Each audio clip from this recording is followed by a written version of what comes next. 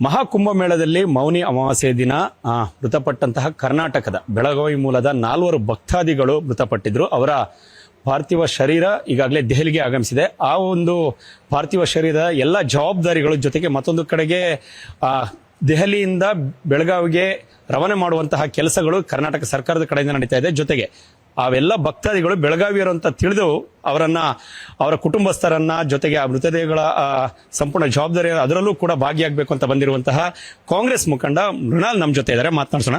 Sir, ತಾವು ಯಾವಾಗ ಬಂದ್ರಿ? ಇದೇ ಒಂದು ಕಾರಣಕ್ಕೋಸ್ಕರ ಬಂದ್ರೆ ಅಥವಾ ಬೇರೆ ನಿಮಿತ್ತ ಕೆಲಸಕ್ಕೆ ದೆಹಲಿಗೆ ಬಂದಿದ್ರೆ ಹೇಗೆ? ಇಲ್ಲ, ನಾನು ಬೆಳಗ್ಗೆ ಬಂದೆ. ನನಗೆ ವಿಷಯ ತಿಳಿದ ತಕ್ಷಣ ಕರ್ನಾಟಕ ಭವನಿನ ಕೆಲವು ಅಧಿಕಾರಿಗಳು ಹಾಗೂ ಟಿ.ಪಿ. ಜಯಚಂದ್ರ ಸಾಹೇಬ್ರ ಜೊತೆಗೆ ನಾನು ಕೂಡ ಬೆಳಗಾಂನಿಂದ 4 ಕುಟುಂಬ, ಅದರಲ್ಲೂ ಕೂಡ ವಿಶೇಷವಾಗಿ ಬೆಳಗಾವಿ ಲೋಕಸಭೆ ಅಲ್ಲಿದ್ದ ಕಾರಣ ಗೊತ್ತಾದ ತಕ್ಷಣ ಯಾವ ಥರ ವ್ಯವಸ್ಥೆ ಇದೆ ಅಥವಾ ಕುಟುಂಬಸ್ಥರು ಅವ್ರ ಜೊತೆಗೆ ಬರ್ತಾ ಇದ್ದಾರೋ ಇಲ್ಲೋ ಅಂತ ತಿಳ್ಕೊಳ್ಳಿಕ್ಕೆ ಹಾಗೂ ಕುಟುಂಬಕ್ಕೆ ನಿಜವಾಗ್ಲೂ ಧೈರ್ಯ ಹೇಳಬೇಕು, ಅವರ ದುಃಖದಲ್ಲಿ ಕೂಡ ನಾವು ಇದ್ದೀವಿ ಅನ್ನೋದನ್ನ ಹೇಳಬೇಕು ಅನ್ನೋ ಒಂದು ಕಾರಣಕ್ಕಾಗಿ ಇವತ್ತು ಇಲ್ಲಿ ಬಂದಿದ್ದೀನಿ. ನಾನು ದೆಹಲಿಯಲ್ಲಿ ಒಂದು 3-4 ದಿನದಿಂದ ದೆಹಲಿಯಲ್ಲಿ ಇದ್ದೀನಿ.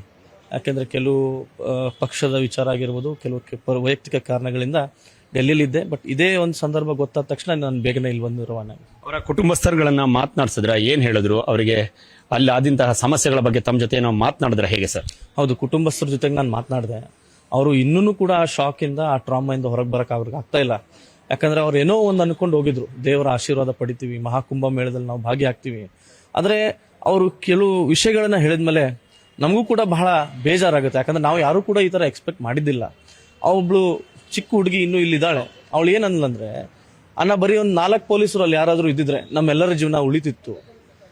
ಈ ಸ್ಟ್ಯಾಂಪೀಡ್ ಆಗಿ 3-4 ಅವರು ಯಾರು ಕೂಡ ಅಲ್ಲಿ ಬಂದಿಲ್ಲ. ನಮ್ಗೆ ಒಂದು ಚಿಕ್ಕ ವಾಹನದಲ್ಲಿ ಅಲ್ಲಿಂದ ಕಳಿಸ್ಕೊಟ್ರು. ನಮ್ಗೆ ಬೇಜಾರಾಗೋ ಸಂಗತಿ ಏನಾದ್ರು ಇದ್ರೆ ಅದು ಬಾಡಿಗಳನ್ನ ಒಂದು ಪ್ಲಾಸ್ಟಿಕ್ ಬ್ಯಾಗ್ ಅಲ್ಲಿ ಹಾಕಿ ಕಳಿಸಿದ್ದಾರೆ. ಯಾಕಂದ್ರೆ ಈ ರೀತಿ ನಮ್ಮನ್ನ ಟ್ರೀಟ್ ಮಾಡೋದು ಅಥವಾ ನಮ್ಮ ಜನರನ್ನ ಟ್ರೀಟ್ ಮಾಡೋದು ನಮಗೂ ಕೂಡ ಇಷ್ಟ ಇಲ್ಲ. ಹಾಗಾಗಿ ಬಹಳ ಶಾಂತಿಯುತಿಯಿಂದ, ಬಹಳ ರೆಸ್ಪೆಕ್ಟ್ಫುಲ್ ಆಗಿ ಅದನ್ನ ಪ್ಯಾಕ್ ಮಾಡಿ ಕಳಿಸುವಂತ ವ್ಯವಸ್ಥೆ ಮಾಡಲಿಕ್ಕೆ ನಾವಾಗಿರ್ಬೋದು, ಸರ್ಕಾರ ಆಗಿರ್ಬೋದು, ನಮ್ಮ ಮುಖಂಡರಾಗಿರ್ಬೋದು, ಪ್ರತಿಯೊಬ್ರು ಇಲ್ಲಿ ನಾವು ಬಂದು ನಿಂತಿದ್ವಿ.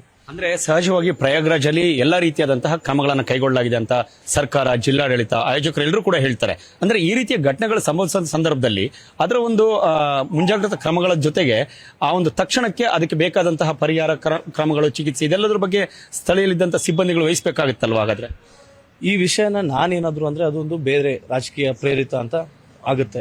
ಆದ್ರೆ ಆ ಹುಡುಗಿ ಬಾಯಿಂದ ನೀವು ಕೇಳಿ ನೋಡಿ, ಅವಳು ಅಲ್ಲಿ ಆದಂತ ವ್ಯವಸ್ಥೆ, ಅಲ್ಲಿ ಯಾರೋ ಒಬ್ರು ಕೂಡ ಸರ್ಕಾರಿ ಸಿಬ್ಬಂದಿ ಇರ್ಲಿಲ್ಲ ಅಥವಾ ಅಲ್ಲಿ ಜನಪ್ರತಿನಿಧಿಗಳಿರ್ಲಿಲ್ಲ ಅಥವಾ ಸರ್ಕಾರದಿಂದ ಯಾವುದೇ ಒಂದು ಗೈಡ್ಲೈನ್ಸ್ ಕೂಡ ಅಲ್ಲಿ ಇರ್ಲಿಲ್ಲ. ಅಲ್ಲಿ ಇದ್ದಿದ್ ಮಾತ್ರ ಒಂದೇ ಒಂದು ಎಂಟ್ರೆನ್ಸ್. 10 ಕೋಟಿ ಜನರನ್ನ ತಾವು ತಮ್ಮ ರಾಜ್ಯಕ್ಕೆ ಇನ್ವೈಟ್ ಮಾಡ್ತಾ ಇದ್ರು. ಅಲ್ಲಿನ ಮುಖ್ಯಮಂತ್ರಿಗಳು ಇನ್ವೈಟ್ ಮಾಡ್ತಾರೆ, ಮಾಧ್ಯಮದ ಮುಖಾಂತರ ಹೇಳ್ತಾರೆ ಬನ್ನಿ ಅಂತ. ಆದ್ರೆ ಬಂದಂತ ಸಮಯದಲ್ಲಿ ಯಾವ ರೀತಿ ನಮ್ಮ ಕ್ಷೇತ್ರದ ಜನ ಹೋಗ್ತಾರೆ, ರಾಜ್ಯದ ಜನ ಹೋಗ್ತಾರೆ, ಅವ್ರಿಗೆ ಯಾವ ರೀತಿ ನೀವು ಫೆಸಿಲಿಟೀಸ್ ಕೊಡ್ತೀರಾ, ಅವ್ರಿಗೆ ಯಾವ ರೀತಿ ರಕ್ಷಣೆ ಕೊಡ್ತೀರಾ, ಊಟ ವ್ಯವಸ್ಥೆ ಆಗಿರ್ಬೋದು, ಬಾತ್ರೂಮ್ ವ್ಯವಸ್ಥೆ ಆಗಿರ್ಬೋದು, ಅವ್ರ ಹತ್ರ ಬರೀ ಕೇಳಿದ್ರೆ ಬಹಳ ಬೇಜಾರಾಗುತ್ತೆ. ಯಾಕಂದ್ರೆ ನಮ್ಮ ರಾಜ್ಯಕ್ಕೆ ಯಾರಾದ್ರೂ ಬಂದ್ರೆ ಅದು ನಮ್ಮ ಜವಾಬ್ದಾರಿ, ಅವರ ಕಾಳಜಿ ತಗೊಳ್ಳೋದಾಗಿರ್ಬೋದು ಅಥವಾ ಅವ್ರ ವೆಲ್ಬೀಂಗ್ ಆಗಿರ್ಬೋದು. ಹಾಗಾಗಿ 4 ಜನ ಬೆಳಗಾವಿಯಿಂದ ತೀರ್ಕೊಂಡಿದ್ದಾರೆ. ನಮ್ಗೆ ಬಹಳ ಒಂದು ದುಃಖ ಆಗ್ತಾ ಇದೆ.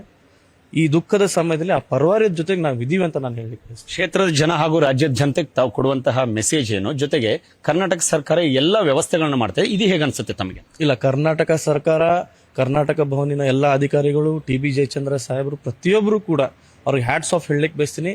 ಬಹಳ ರ್ಯಾಪಿಡ್ ಅಲ್ಲಿ, ಯಾಕಂದ್ರೆ ಅದು ಆಂಬ್ಯುಲೆನ್ಸ್ ಮುಖಾಂತರ ಅಲ್ಲಿಂದ ಬಂತು. ಯಾವ ರೀತಿ ಅದನ್ನ ರಿಸೀವ್ ಮಾಡಿದ್ರು, ಯಾವ ರೀತಿ ಅದನ್ನ ಇಲ್ಲಿಗೆ ತಂದು ಮುಂದಿನ ಪ್ರೊಸೀಜರ್ ಎಲ್ಲ ಯಾವ ತರ ಮಾಡ್ತಾ ಇದ್ದಾರೆ, ಅವ್ರಿಗೆ ನಿಜವಾಗ್ಲೂ ಕೂಡ ನಾನು ಒಂದು ಥ್ಯಾಂಕ್ಸ್ ಅಂತ ಹೇಳಲಿಕ್ಕೆ ಬಯಸ್ತೀನಿ. ಬೆಳಗಾವಿ ಜನಕ್ಕೆ, ನಮ್ಮ ಕರ್ನಾಟಕ ಜನದ ಎಲ್ರಿಗೂ ಹೇಳ್ತೀನಿ, ಹೋಗೋ ಭಕ್ತರಿಗೆ ಅಲ್ಲಿ ಬಹಳ ರಶ್ ಇದ್ದ ಕಾರಣ ತಾವು ಮನೆಯಿಂದನೇ ಆಶೀರ್ವಾದ ಪಡೆದ್ರೆ ಒಳ್ಳೇದಾಗುತ್ತೆ ಅಂತ ಹೇಳಿ. ಇದಿಷ್ಟು ಕಾಂಗ್ರೆಸ್ ಮುಖಂಡ ಮೃಣಾಲ್ ಅವರ ಮಾತು. ನವದೆಹಲಿಯಿಂದ ಪವನ್ ಜೊತೆ ಸಂತೋಷ ಸಳ್ಳಿ, ಪವರ್ ಟಿವಿ.